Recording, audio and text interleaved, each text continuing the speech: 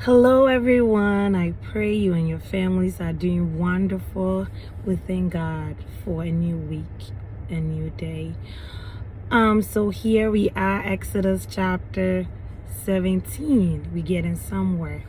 So Exodus chapter 17, this is where, again, the Israelite, because remember they are no longer in Egypt. The Israelite had come to a place. They had departed from a place called the desert of sin, and they have traveled from place to place. Now they came to a place where they were trying to find water to drink. Okay, and now again they were grumbling and telling Moses and Aaron. Listen to what they said. So they encamped at Rephidim, but there was no water for the people to drink. So they quarreled with Moses and said, how do you go to your leader if you need something? Instead of you saying, hey, can I please get something? But they quarreled. But remember, these are the same leaders who have led them from Egypt, and now they are still in the wilderness. Okay, and they said, give us water to drink. Is that how we ask for things? Moses replied, why do you quarrel with me? Why do you put the Lord to test? But the people were thirsty for water there, and they grumbled against Moses. They said, why did you bring us out of Egypt to make us us and our children and our livestock die of thirst? So I feel like, I don't know about this Israelite. I feel like, they easily forget. I understand that is a nature of man, but being able to quickly forget is a problem. This is somebody who has led, you through plagues after plagues and been able to bring you out, and I know in the wilderness, God did not promise an easy life in the wilderness. In the wilderness, you're going to go through trials. You're going to go through tribulation. In the wilderness is not a place of comfort. In the wilderness is a place where, of course, these are some of the part of the reasons why they are being thirsty, because you don't have access to water like you are when you are in the comfort of your home. Right? So the wilderness experiences was made to what makes us as Christians stronger. Same it was for the Israelite. Okay, so the wilderness experiences were to also solidify their faith, to know that God is with them. So it is for us too, that when we are going through things, it is not for God to take us out. It is to strengthen the relationship that God has with us. It is for God to let us know that He is with us. Because can you imagine, even though they were in the wilderness, the moment Moses cried out, God was able to listen to them. God was able to meet them at the point of their need. Now listen, he said, then Moses cried out to the Lord, what am I to do with these people? I will get tired, okay? Because this is people, they are always complaining about everything. They are almost ready to stone me. This is coming from Moses. The Lord answered Moses, go out in front of the people. Take with you some elders of the Israel, and take in your hand the staff with which you will strike the Nile, and go. I will stand there before you in the rock of Horeb. Strike the rock and the water will come out. Okay. So if Moses had done this miracle by himself, they wouldn't have believed Moses. I mean, I felt like they don't believe Moses anyways. But God told him, go with some elders, so that the elders, they are there as witnesses to the glory, so that they will see that it's not Moses. No human being will strike a rock and water will come out of it. But God told him, so his glory will be seen. He said, gather with you some elders, so they go in with you, so that way they see that it is not just Moses hidden the staff with the rock for water to come. It was because God said, I will go ahead of you.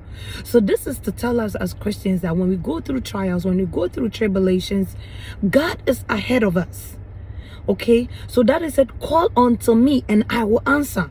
So if you are a Christian and you are in your wilderness and you are not opening your mouth to talk, you are not opening your mouth to pray, God can help you. God can answer to you. That's why he said, call unto me and I will answer. He said, ask and it shall be given. God knows that you need this, but he's asking you to what? Ask. If these people were to what? Have access to water, they wouldn't appreciate God. Even look at them. These were these same people who were in where? They were in Egypt. When the Egyptians were going through plague after plague, these people, they were in Goshen. They experienced the hand of God. Yet, because they have not experienced any hard life, hardship in life, they are not able to appreciate what God was doing for them in Goshen. But I bet if Pharaoh was given a chance to come back, he will appreciate God differently. So in our wilderness experience, God is with us.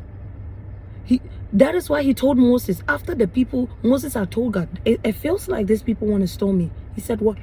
Go to Mount Horeb and I'm going to what?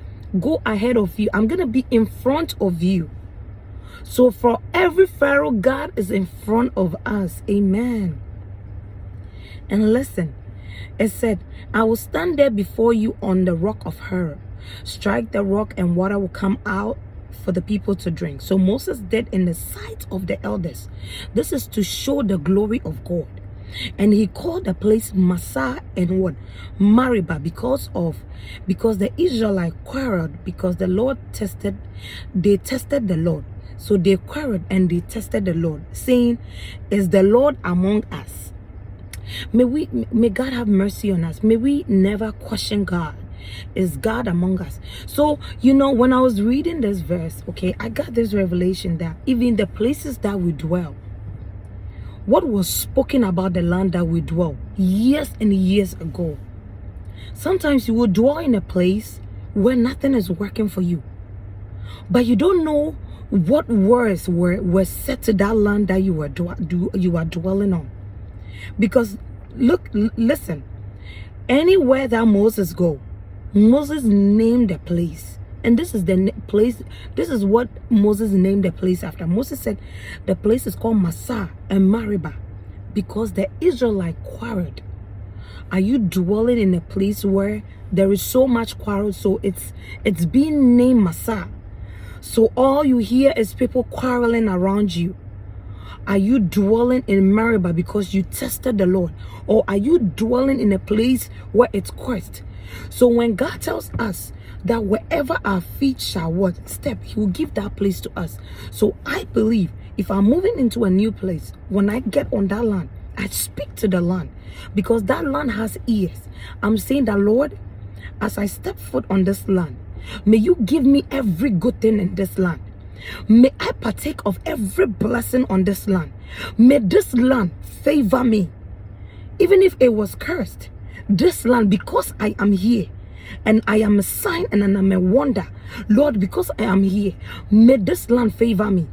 So that means if Moses was able to speak to the land, God has given us that same mandate to be able to speak to things, to bring it into existence.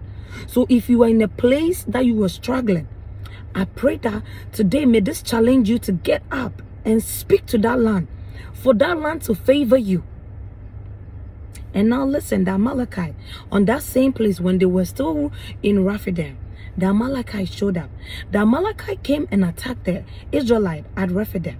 Moses said to Joshua, choose some of our men and go out and fight the Amalekite. Tomorrow I will stand on the top of the hill with the staff of God in my hands.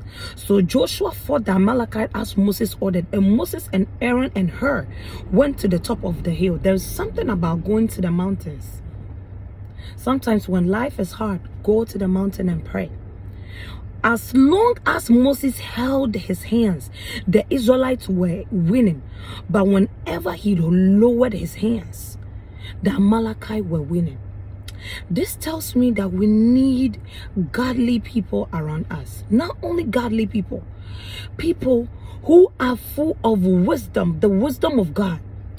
The Bible says that in the multitude of counsel, there is safety.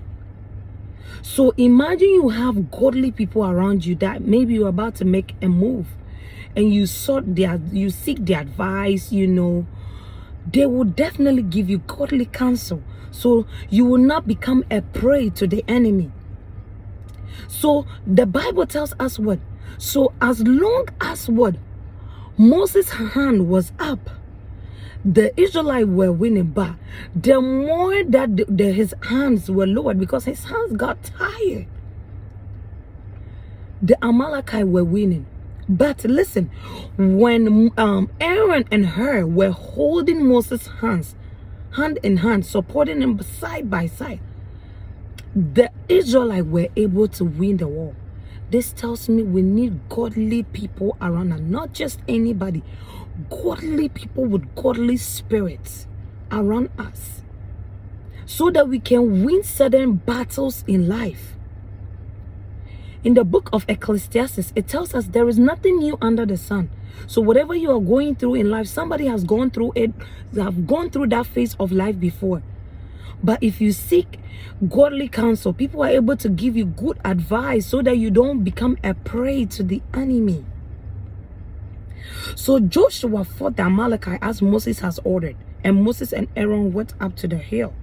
As long as Moses held up his hand, the Israelites were winning, but whenever he lowered his hand, the Amalekites were winning. When Moses' hand grew tired, they took a stone and put it under him and sat on it. Aaron and Hur held his hands, one on one side and one on the other, so his hands remained steady until sunset. That was a revelation. That tells me we need people on our side. No man is an island. You need people on your side. Not only any kind of people, not bitter people, not jealous people, but you need people who have gone through life, who are able to push you, who support your vision in life. So imagine Aaron and Hur did not support Moses' vision of holding his hand. This Israelite would have what? They would have been attacked and got killed. But because they supported the mission, they supported the vision, they were able to support Moses side by side. Then the Lord said to Moses, write this on the scroll as something to be remembered, to make sure Joshua hears it, because I completely blot out the name of Amalekite. Moses built an altar and called it, the Lord is my banner. He said, because hands were lifted up against the throne of the Lord, and the Lord was at war with Amalekite from generations to generation. This is the end of chapter 17. I am here to encourage you. What did you learn in chapter 17? Recap. We learned that we should not grumble against godly leaders. Okay? When we need something, we are growing. We should, as the Bible says in Corinthians, say, grow to mature. So as a Christian, if you're not growing, you are dying. You are not maturing. So as we support the vision of our leaders, we shouldn't go to them grumbling. We should go to them and talk to them in a matured manner. Again, we shouldn't talk to put God to test, as the Israelites were doing, because Moses told them, the way you were quarreling, it's like you guys are quarreling against me, and it's like you guys are trying to put God to test. And you know, God is a showman. Whenever you try to put God to test, he will show up and show out. God was able to what? Tell Moses to strike his what? Staff on the rock, and water was able to gush out of the rock, for these people was able to get water to drink. Now, when they were what? Attacked by the Amalekite, by the support of what? Aaron and Hur, they were able to gain victory, because when Moses' hand grew tired, they were able to support them. That means, this tells me that we need to surround ourselves with people who support our vision, who support you in life. You cannot be with the Amalekite. You would have died. You know, if Moses had Amalekite as their friend and they did not support his vision, he would have died through that. So we need people, godly people around us who support our vision. May God bless you. See you in chapter 18. Bye. Have a blessed day.